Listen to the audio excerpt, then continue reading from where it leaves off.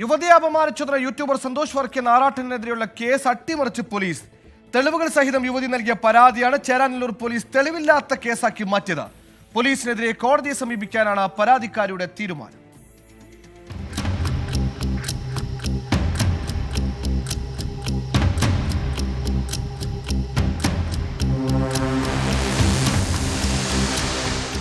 പീഡന പരാതി നൽകിയ യുവതിയെ വാട്സാപ്പ് ഗ്രൂപ്പുകളിൽ ഉൾപ്പെടുത്തി മോശമായി ചിത്രീകരിക്കുന്നുവെന്നാണ് ആക്ഷേപം. ആറാട്ടണ്ണൻ എന്ന് വിളിക്കുന്ന സന്തോഷ് വർക്കി, അലൻ ജോസ് പെരേര തുടങ്ങിയവർക്കെതിരെ തെളിവുമായി ചേരാനല്ലൂർ സ്റ്റേഷനിൽ പലതവണ എത്തിയിട്ടും പരാതി സ്വീകരിക്കാൻ പോലും ആദ്യഘട്ടത്തിൽ പോലീസ് വിസമ്മതിച്ചു.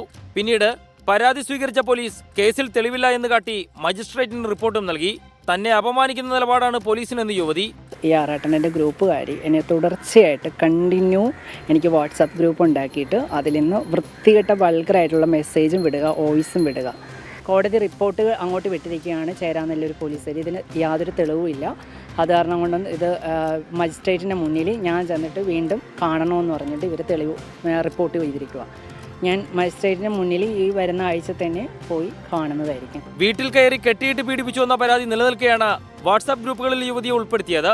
പലവട്ടം ഗ്രൂപ്പുകളിൽ നിന്നും പുറത്തുപോയിട്ടും വീണ്ടും പുതിയ ഗ്രൂപ്പ് ഉണ്ടാക്കി ചേർക്കുകയായിരുന്നുവെന്നും പരാതിക്കാരി പറയുന്നു.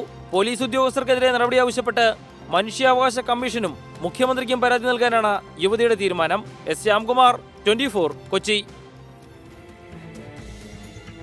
ആറാട്ടണ്ണൻ ആള് നീറ്റല്ല.